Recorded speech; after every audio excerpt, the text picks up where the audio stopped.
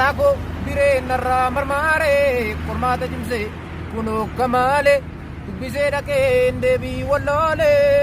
anatu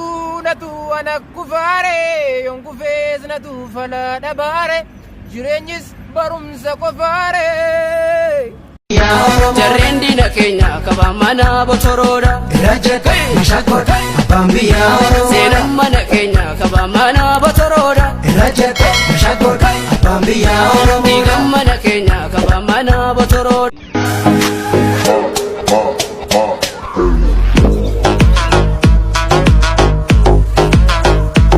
Kuno Baleaken bole dufe finfinne ra sambusa nyacha olle miti baleak apo khaya akali wana kanda cha emya sambusichi akamale me ya turta torbanto ko turtas yarti tina kanti na balle anane yemsisa na yemsisa na na ko kabina pa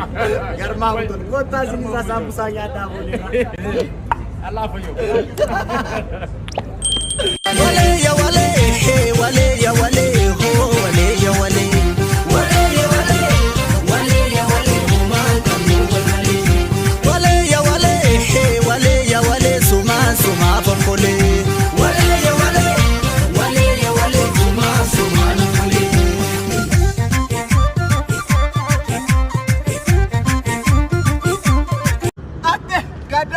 Gadanguni barsera kaba ate hey aye gadanguni barsera kaba ate imbi ate ejala burtirecha ate esade muka ate galwa warkumenti ate konserti gudda ate segar ante gatin galumsa ibasadi VIP kumalama VIP kumashan ate kontu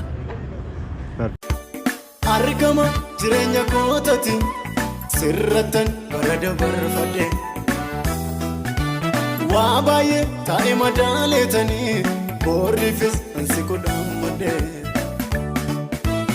irruko wajjinna jaallate kaalisa lafa onarrate imbanne mi malata ejira olmanke gola garra kote argama jirenya kootati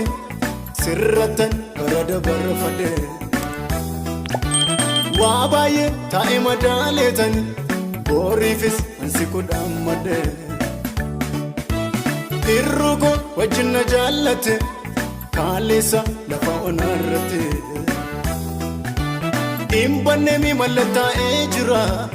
olmanke gola garra kote